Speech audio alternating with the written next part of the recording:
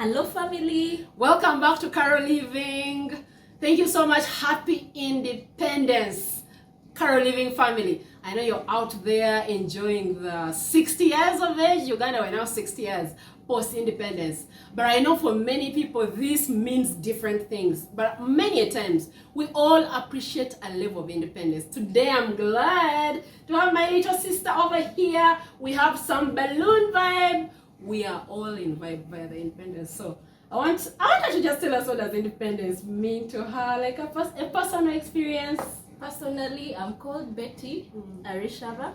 I'm married, to one husband all the time.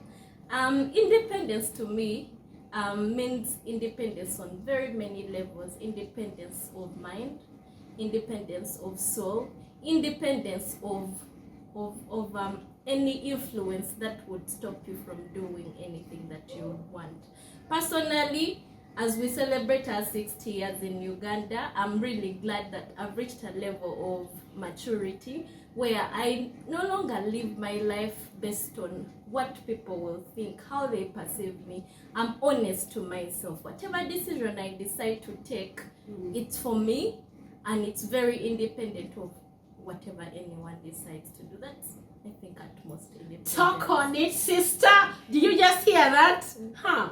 I am telling you, this lady, she's just too smart for her age. I'm telling you, she's just too smart. I'm so glad to have you, and I'm just glad to hear you say it. For me personally, I think when I think about myself as a woman, I think about the history that the woman independence has gone through. I feel we've really grown, and it's good to call a spade a spade. So many strives have happened, and we get to do stuff that we would normally not be allowed in the past, in the history side of our grandparents. So independence to me means every change that has come to the betterment of the woman. I'm able to do Carolliving, guys. Just imagine, like a million years ago, I don't even know what this would look like, but I'm just so glad that I'm able to wake up and say, I can dream. I can dream, people. I can dream. So today we're going to share our vibe. We're going to make a meal, just like a simple meal. You don't have to overdo it. You can always do something very, very simple. Our colors are just so very Ugandan right over here. We have yellows. Just look at that. Beautiful country, yellow fruits, the carrots, everything here is just indicating basically the blessing that we have as a country. But definitely I'm going to have a sous chef here, but it's going to help me with some things. She's busy mixing some spicing. We're going to make two dishes. One is going to be basically a chicken, like a stir fry, like it has a bit of soup, but it's always a little bit dry. So it's just like in between, and the other is just going to be basic boiled rice, guys, just normal simple rice. I know we take it for granted, like, oh, come on, who doesn't know how to cook rice? But I am not going to take it for granted, the person who could use a lesson. Right now, we have a growing population of young people who don't even know how to cook. And I hope that they can just learn the basics. Anyone can learn the basics on how to do these dishes. I'm going to start with the chicken because it's the one that takes the longer prep time. So we have our chicken that is right from, it was from its dressing. So it's right from the pack. It's still very frozen. You know, like how sometimes you get that chicken and it's very frozen, Betty, and how do you normally defrost it? Like for you, what is your quick, let me defrost this thing quickly? Get a dish, a smaller dish it's okay, a small dish, and place it in. If it's not of this volume, of course, boil it a little bit for a few minutes. Yeah, easier. It's much easier actually. I think that sometimes we can be like, let me defrost it, and it takes forever. And sometimes you're hoping to make your meals in a very, very short time. So for me, I also defrost it using hot water. I've already been having my water warming up in this big pan. It's a very big portion, so that's why I'm using a very, very big pan. It's for families. So I just get the water, it's already warming up. Lemon is your friend. Normally I would say many people use vinegar for like cleaning food, for like just ensuring that they are cleansing. But I always say vinegar sometimes takes away from the taste of meals. It takes away from the actual taste of many meals, especially meat. So I always recommend that instead of going for vinegar, always use lemon. Lemon will do it for you, similar to vinegar, but yet it will just like maintain the taste, and shouldn't be too much. I only recommend for this entire piece, I'm only squeezing this half lemon into the water. So here we go, just take it in. It's going to cleanse it, but at the same time it's defrosting. So it's like you're washing at the same time. Yeah, and it shouldn't be on heat. I wouldn't boil it, I'll just put it in the hot water, like maybe on very low heat, not even medium, very low. So as it's very, very frozen, I just drop it in. There. You just put all the pieces, make sure they are really like immersed in the water completely. It's quite a big chunk, okay? So I'll just put everything here. Just make sure they're immersed. You notice that there's foam already coming up. It's just like the foam that comes from the kitchen, and most of that, by the way, it's things that you're supposed to wash out. Many people think that the dressed chicken in the supermarkets or wherever you buy them is already done. Not really. You're supposed to actually cleanse it. There's a whole process. So it's important to use lemon in the water. I think as it's warming up, put it on very, very low heat. I'm going to put it on my oven, but any low heat, maybe like you could say medium, maybe medium can do. So we're going to put it in here. As we are waiting for it to thaw out, the ice to thaw out, we're going to go ahead and think about our very, very simple boiled rice. This is basmati, the number one kind, but trust me, even if you had super rice, even if you had there is pishori, I think the different kinds of Indian rices around, but also our own rice. I think there is basmati, there is kibimba rice, there is even kaiso. It's all rice as long as you know how to make it and bring it out. So all the rest, it's the same manner. I'm going to use basmati. So I'm going to first put this dish away and then come to the rice. These are basically, it's a kilo, and we have a big pot here as well for it. I use my earthen pots, or any heavy saucepan can do. Rice and many other dishes that cook the way rice cooks need the heavy pan to just slowly cook, but yet the heat is concentrated but it's slow. So I'm using a heavy pot over here. It's very, very heavy and earthen. Yeah, and I'm just going to, but what is normally your practice when you're cooking rice? Like, just go through yours. I want to just share the experience. Mine is different, but possibly. The ordinary experience, dears. Usually I'll boil the water, and when the rice is sauteed, I'll just first stir fry onions, green pepper, then put in the rice. That is the normal Betty. What do you do differently? I would do that, but I want to just like, I would differ from it today. That is okay. It's like the normal. It's like the normal. However, sometimes when you're going to cook rice and keep it for some time, maybe you find you're cooking rice at lunchtime, or even earlier than even the lunch hour, and you want to have it maybe for lunch, some for supper. Sometimes that happens in our families. I would never go for onions for that purpose, because it kind of sometimes it could predispose it to spoilage, especially as you're covering. So for me, I just omit any spices. My very plain version of it is just oil into the pan. Let me just move this to another cook area so that I can use this nearby cook pot. There. So I'll put my pot on really medium heat. It's already hot. I had already preheated it, so it's hot. It is like steaming up. And then I'll just put oil. This is just olive oil, but any oil can do, vegetable oil, liquid. So I put some very minimum oil. It's a kilo, so maybe I would say 2 tablespoonfuls. It should be enough. Don't need to be so oily. I basically make sure that it spreads on the pan. It's just me spreading with this movement motion. And then I just go ahead and pour the rice. As simple as that. Pour the rice. Like that. Betty, help me, get me a spatula over there. Anything that could you give me a fork. Just give me a fork. Yeah. Thank you. So you turn it around. This is a heavy pot. Just to kind of coat the oil on the rice. Just kind of coat it. You coat it. You just see how it looks here. It's just like coated. Of course, I'm able to hold my earthen pot because parts of it don't heat up, but please make sure you're careful. It's coated like that. So once it's all coated, I add a bit of salt. Just a bit of salt. I have over time learned to really estimate, but just make sure you're careful. Don't over salt it to your taste. Yeah, me, I'll just put a bit of it because I eat very little salt, even my family. So I just put a little bit of it. And then still stir through. It's on medium heat, remember. Just stir through to keep coating the oil on it. Yeah. And then after that, we just have already pre-boiled hot water, and then just pour it in. But I need some cup. I think we have a plastic cup over there. Help me with it.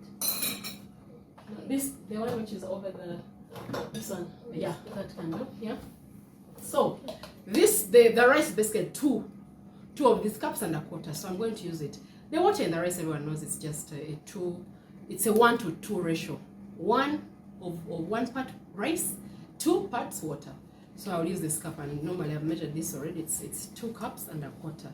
So my water is already pre-boiled over here, and I will just measure the cups in. So basically 5 cups. And then just pour it in.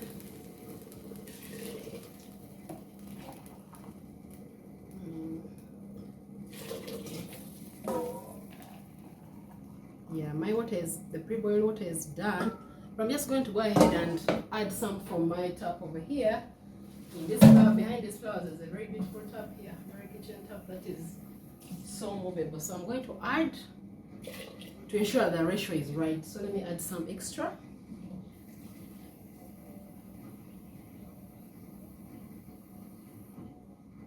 For the quarter, it's just basically, just imagine a quarter twice, yeah? So I bring this to boil, okay? I bring it to boil, and while I'm bringing it to boil, I will just basically still just squeeze.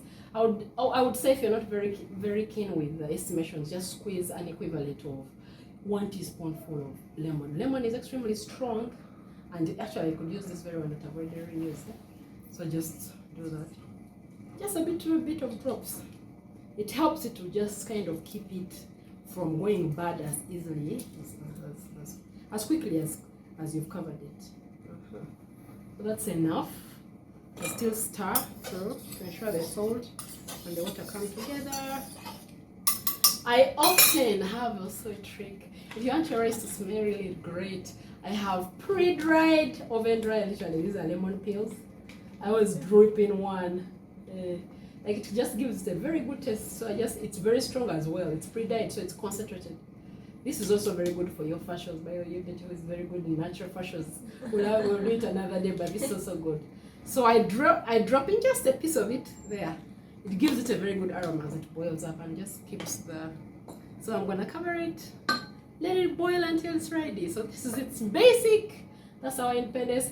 We are back to our chicken. Better just come and side and see how it is. They can come off of the bones. Yeah. Ah, okay. It's I can notice it's actually defrosted already. A few minutes, huh? Yeah, a few minutes. Basically, it was in the hot water, and I didn't even I didn't like put much heat, because you could boil it and start cooking it, and you're not trying to cook it. You're just defrosting, and cleaning it up. Look at the foam. This is all that is supposed to get out. This foam is never like this is supposed to never be there when you're cooking the chicken or roasting it. Yeah. Okay. Yeah, and this funny soapy looking like the things in the particles in the water. I'm definitely a culprit. I think it's ready for cooking. Yeah. So we're going to get it out of there. Like, we're literally going to sieve it out. I have a very big sieve. Or any sieve can do. I often really use this is gonna do. Yeah, so we're going to get these pieces out. You get your fork, because we have your fork. Just a fork. One by one out. Okay. But one by one out. Please feel free to leave them. I'm just going to go ahead and fork this. I have my bowl here ready for when I'm ready to spice. So we are forking. I'm quite faster because I've done this so many times. And just put it in there. Fork it, put it in there. When you're done forking, you fork it up, put it in there. Just keep putting more pieces. Fork them, put it in there. Just make sure as you cover the surface areas where the meaty parts as much as possible, so that it can just, yeah. And the bit about putting it in hot water, it's already soft, like nicely soft. This is exotic chicken, so they are not normally hard. We all know that. So we're going to fork the remaining pieces, and we're good to go. What are you doing for Independence Day? How do you enjoy your Independence Day? What special thing are you doing with your family, with your loved ones? Please share in the comments. Please share in the comments. Yeah. Or else I think as a family, we like gathering and eating. Honestly, we are such foodies. Really, We enjoy food, and I am like the chief chef. Yes. Please, Betty, this is the time to like give this whole praise. Yeah, definitely. You see how she's forking and how I'm forking. We usually gather mostly at hers because she does this. It's a natural talent. Still work in progress after all these years. But Betty's doing good. Normally, actually, she calls me. She's like, Carol, I need to do this. What is this other part? This other step? I know up to here. So I know that over the years, she's learned a lot. Let her not understate her. She really knows how to cook as well. But basically, we help each other out. And of course, Carol does it from love. So it's easy to be like, Carol, are you going to do this? So I'm going to put away these plates. I'll put on medium heat over here as I watch it dry up as we spice. So here we have mixed spices. When you go back and watch the videos about the steaks, I really taught you how to mix up spices. So for us, we pre-mix, but basically it's onion powder, curry powder, it's paprika, it's some bit of cinnamon, cardamom, it's a lot of stuff, and then our normal black pepper. It's just a mix, just mix to the level of your comfort. Some families do not eat so much of the spice. Just use what you normally would be comfortable with. Yeah, and some people don't like the garlic because it's just so strong. Sometimes it's also good to omit it, especially if you're cooking for public food. Yeah, as children. Yeah, it's always better to just maintain the basic Royco curry powder. Good enough. It does yeah, Betty's such a mom. She's such a hands-on mom. Her babies, they are so blessed. So she's really in the hype of like having to prepare for babies, and she's really hands-on and making sure they can eat the food. So we have our pieces. We're just going to gather them in here, Betty, and then let's put this over here. We put them and then start rubbing. We just literally is going to start rubbing the spices. You spread them over this way, and then you rub it in. And this other one, you really need a hand. Sometimes people want to be like, oh my god, all neat, or like yeah, you need to get in. Cooking is better done with it's kind of dirty a bit, but that's where the flavor comes from. You rub it in as quickly as you can. Rub it in all sides. Remember, you forked them, so just rub the spices in. You notice the aroma. Yes. Yeah, sometimes like the chicken or beef or whatever, they come with that smell from that raw smell. So it's this spicing just helps to like better them, like just make, and it helps you to also just enjoy cooking it, because sometimes that smell alone can cause you to lose a bit of appetite. Yeah. So if I may ask, I've heard from friends, great cooks like you, usually they say if you just did this, it's always better to keep them overnight in a refrigerator. Yeah, ordinarily, if you have the time, you pre-planned, which sometimes is not the matter, but when you have a pre-planning time, you could have done this part, put them in a seal bag, like a seal bag, or any cavera, even just an ordinary cavera, which just make sure the water doesn't get into your fridge, it doesn't drip through. Anything that is sealed, even a container that is sealed, put them in there overnight. They will be really, really like they will be much more like the spices will have penetrated much better. This is really quick, and you can do this, but even then you can make sure the spices penetrate better. It's just like that extra touch. If you prepared early, yeah, you can do that. So we have our pieces ready. We're just going to let's get some hand washing. Yeah, so they are ready. They look nice, right? Yummy. They look so yummy. So we're gonna wash our hands and then get into now the cooking aspects. You notice that our, let me get a towel. They're in there. Just get one more. You notice that our pan is quite small, so I'll use 2 pans for this to even be able to cook.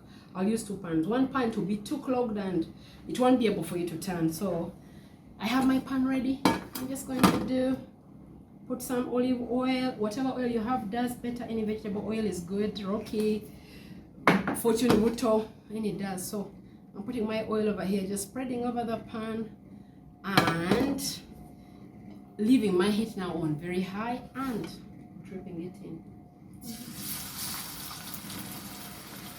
Looks very fancy, huh? Yeah, you give us now the other spatula, that one's the easiest for turning. So, we're just going to cook our pieces on high heat, this time on high heat, until they brown and white. It's in the deep fryer.